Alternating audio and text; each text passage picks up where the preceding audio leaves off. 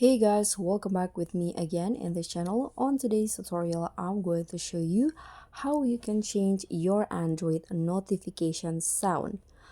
So if you want to change the annoying ding sound with other sound, and here is what you need to do. The first thing is you can go to the settings on your Android phone, and here you can find the notification settings, this one. After you tap on the notifications, just scroll down until you find the options to change this default notification sound.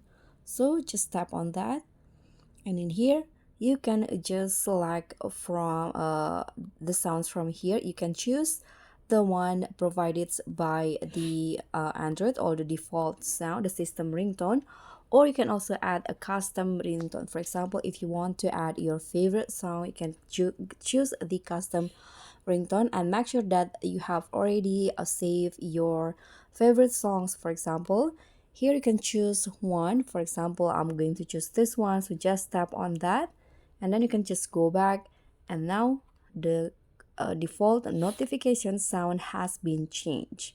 So that's all for me. Thank you so much for watching. Don't forget to like, comment, and subscribe. Also click on the thanks. Bye.